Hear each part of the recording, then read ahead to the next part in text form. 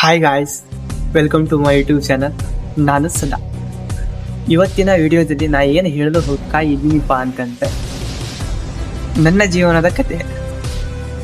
ಅಂದರೆ ಯಾವ ಥರ ಅಂತಂದ್ರೆ, ನಾ ಊರಲ್ಲೇ ಫಸ್ಟ್ ಏನು ಮಾಡ್ತಾ ಇದ್ದೆ, VRL ಜಾಬಿಗೆ ಯಾವ ಥರ ಅಪ್ಲೈ ಮಾಡಿದೆ, ಇವಾಗ ನಾ ಎಲ್ಲದೀನಿ, ನನಗೆ ಎಷ್ಟು ಸ್ಯಾಲ್ರಿ ಇದೆ, ಏನು ಕೆಲಸ, ಯಾವ ಥರ ಕೆಲಸ ಮಾಡೋದು, ಕೆಲ್ಸಕ್ಕೆ ಸೇರ್ಬೇಕಪ್ಪ ಅಂದರೆ ಅಲ್ಲೇ ಅಪ್ಲಿಕೇಶನ್ ಹಾಕ್ಬೇಕು, ಎಲ್ಲಿ ಇಂಟರ್ವ್ಯೂ ಇರುತ್ತೆ, ಡಾಕ್ಯುಮೆಂಟ್ಸ್ ವೆರಿಫಿಕೇಷನ್ ಎಲ್ಲಿ ಮಾಡ್ತಾರೆ, ಡಾಕ್ಯುಮೆಂಟ್ಸ್ ಏನು ಬೇಕು ಅನ್ನೋದನ್ನು ಈ ವಿಡಿಯೋದೊಳಗೆ ಹೇಳ್ತೀನಿ. ಆ್ಯಂಡ್ ನನ್ನ ಎಕ್ಸ್ಪೀರಿಯನ್ಸ್ ಕೂಡ ಈ ವಿಡಿಯೋದೊಳಗೆ ಶೇರ್ ಮಾಡ್ತೀನಿ. ಸೊ ವಿಡಿಯೋನ ಕೊನೆವರೆಗೂ ಸ್ಕಿಪ್ ಮಾಡಿದೆ ನೋಡಿ. ನನ್ನ ಹೆಸರು ಬಂದ್ಬಿಟ್ಟು ಸದಾ ಅಂತಂದ. ನಾ ಡಿಗ್ರಿ ಮುಗಿದು 6 ತಿಂಗಳ ಮನೆ ಒಳಗೆ ಇದ್ದೆ. ನನಗೋಗಿ ಸಜೆಷನ್ ಮಾಡಿದ್ರೆ ವಿ ಆರ್ ಎಲ್ ಕಂಪ್ನಿ ಒಳಗೆ ವೇಕೆನ್ಸಿ ಖಾಲಿ ಅದ ಬಂತ, ಒಂದ್ಸಾರಿ ಅಪ್ಲೈ ಮಾಡು, ಒಂದ್ಸಾರಿ ಟ್ರೈ ಮಾಡು ಅಂತಂದು ಹೇಳಿದ್ರೆ, ಸೊ ನಾ ಅದೇ ಥರ 2 ಸಾರಿ ಟ್ರೈ ಮಾಡಿದೆ.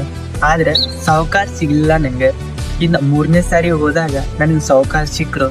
ನನ್ನ ರೆಸ್ಯೂಮ್ ನೋಡಿದ್ರು, ಬೇಸಿಕ್ ಕ್ವಶನ್ಸ್ ಕೇಳಿದ್ರು ನನಗೆ. ನಾವಕ್ಕೆಲ್ಲ ನೀಟಾಗಿ ಉತ್ತರ ಕೊಟ್ಟೆ, ನಂಗೆ ಪ್ಲೇಸ್ಮೆಂಟ್ ಮಾಡಿಕೊಟ್ಬಿಟ್ರೆ.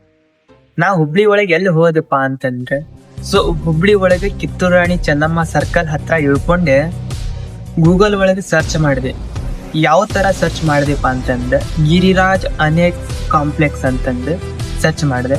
ಅದು ನನಗೆ ಲೊಕೇಶನ್ ತೋರಿಸ್ತು. ಸೊ ನಾ ಆ ಲೊಕೇಶನ್ಗೆ ಹೋದೆ.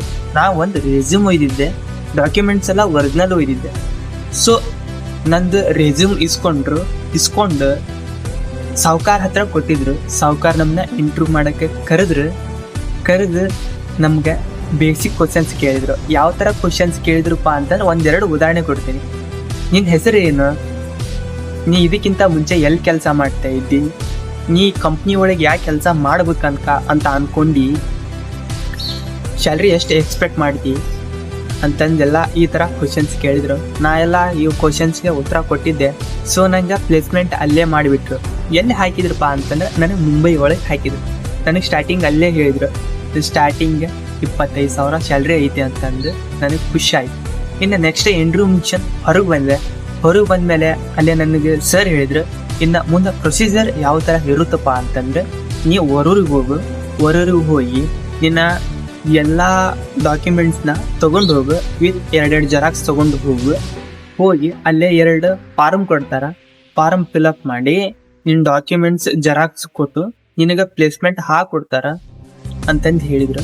ಸೊ ನಾ ಇಂಟ್ರ್ಯೂ ಮುಗಿಸ್ಕೊಂಡು ಅವತ್ತಿನ ದಿನ ಊರಿಗೆ ಬಂದೆ.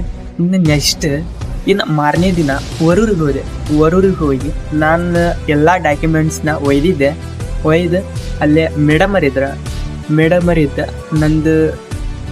ನಾನು ಡಾಕ್ಯುಮೆಂಟ್ಸ್ ಎಲ್ಲ ವೆರಿಫಿಕೇಷನ್ ಮಾಡಿ, ಆಮೇಲೆ 2 ಫಾರ್ಮಿಂಗ್ ಲೆಟರ್ ಕೊಟ್ಟರು ಫಾರ್ಮ್ ಫಿಲಪ್ ಮಾಡೋಕೆ. ನಾ ಫಾರ್ಮ್ ಫಿಲಪ್ ಮಾಡಿದ್ಮೇಲೆ ನನಗೆ ಜಾಯ್ನಿಂಗ್ ಲೆಟರ್ ಕೊಟ್ಟ ಮೇಲೆ ನಾ 1 ವಾರದೊಳಗೆ ಜಾಯ್ನ್ ಆಗಬೇಕಿತ್ತು.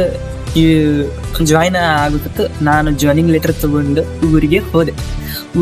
ನಮ್ಮ ಮನೆಯೊಳಗೆ ಹೇಳಿದೆ. ಮನ್ಯಾಗ ನೋಡಿದ್ರೆ ಔಟ್ ಆಫ್ ಸ್ಟೇಟ್ ಕಳ್ಸಕ್ಕೆ ಯಾರಿಗೂ ಇಷ್ಟ ಇಲ್ಲ. ಇರಾಕ್ ಒಬ್ಬನೇ ಮಗ ಇದ್ದೀನಿ. ಊರು ಬಿಟ್ಟು ಕೆಲ್ಸಕ್ಕೆ ಹೊಂಟಾನ, ಊರು ಬಿಟ್ಟು ಬೇರೆ ದೂರ ಹೊಂಟಾನ ಅಂತಂದು ಈ ಥರ ಟೀಕೆ ಮಾತುಗಳು ಬಂದು. ಬಟ್ ಆದರೆ ಏನು ಮಾಡ್ಬೇಕು, ನನಗೆ ಕಂಪ್ನಿ ಒಳಗೆ ಕೆಲಸ ಮಾಡೋಕ್ಕೆ ಇಷ್ಟ.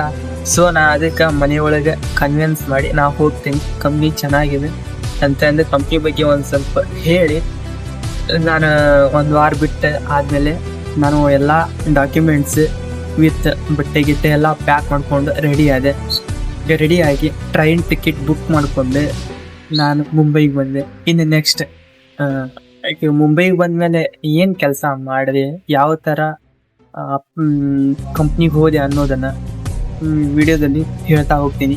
ನೆಕ್ಸ್ಟ್ ಜಾಯ್ನಿಂಗ್ ಲೆಟ್ರ್ ಒಳಗೆ ನನಗೊಂದು ಸರ್ ನಂಬರ್ ಕೊಟ್ಟಿದ್ರು. ಸರ್ಗೆ ಫೋನ್ ಮಾಡಿ ಕಾಂಟ್ಯಾಕ್ಟ್ ಮಾಡ್ಕೊಂಡು ಹೋಗು ಅಂತಂದು ಕೊಟ್ಟಿದ್ರು. ನಾ ಅದೇ ಥರ ಬರುವಾಗ ಸರಿಗೆ ಫೋನ್ ಮಾಡಿದೆ. ಸರ್ ನನಗೆ ಲೊಕೇಶನ್ ಹಾಕಿದ್ರು. ಆ ಲೊಕೇಶನ್ ಫಾಲೋ ಮಾಡ್ಕೊಂತ ನಾ ಆಫೀಸಿಗೆ ಬಂದಮೇಲೆ ನನ್ನ ಜಾಯ್ನಿಂಗ್ ಲೆಟರ್ ಇಸ್ಕೊಂಡು ನನ್ನ ಜಾಯ್ನ್ ಮಾಡ್ಕೊಂಡು ಕಂಪ್ನಿ ರೂಮಿಗೆ ಕಳಿಸಿದ್ರು. 27,000 ಪರ್ ಮಂತ್ ಇನ್ನು ಕೆಲಸ ಟ್ರೈನಿಂಗ್ 15 ದಿವಸ ಟ್ರೈನಿಂಗ್ ಕೊಟ್ರು. 15 ದಿವಸ ಟ್ರೈನಿಂಗ್ ಕೊಟ್ಟಾದ್ಮೇಲೆ ಕೆಲಸ ಸ್ಟಾರ್ಟ್ ಮಾಡಿದೆ. ನಾ ಬಂದು 4 ತಿಂಗಳಾಯ್ತು. ಆದರೆ ಏನು ಬೆನಿಫಿಟ್ಟಪ್ಪ ಅಂತಂದರೆ ಸ್ಟಾರ್ಟಿಂಗ್ 3 ತಿಂಗಳ ಫುಲ್ ಪೇಮೆಂಟ್ ಕೊಡ್ತಾರ. PF ESI ಕಟ್ ಆಗೋದಿಲ್ಲ. ಯಾರೆಲ್ಲ ಡಿಗ್ರಿ ಮುಗಿದು ಮನೆ ಒಳಗೆ ಇದೀರಿ ಒಂದ್ಸಾರಿ ಟ್ರೈ ಮಾಡಿರಿ.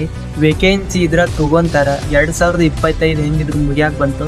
2026 ಒಳಗೆ ಹೊಸ ವೇಕೆನ್ಸಿ ಏನಾದರೂ ಬಿಟ್ರೆ ನಾ ನಿಮಗೆ ಇನ್ಫಾರ್ಮೇಷನ್ ಕೊಡ್ತೀನಿ.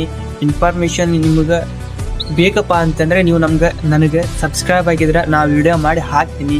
ಆ್ಯಂಡ್ ನೀವು ಒಂದ್ಸಲ ಆಫೀಸಿಗೆ ಭೇಟಿ ನೀಡಿ ವೇಕೆನ್ಸಿ ಖಾಲಿ ಇದ್ರೆ ತೊಗೊತಾರೆ.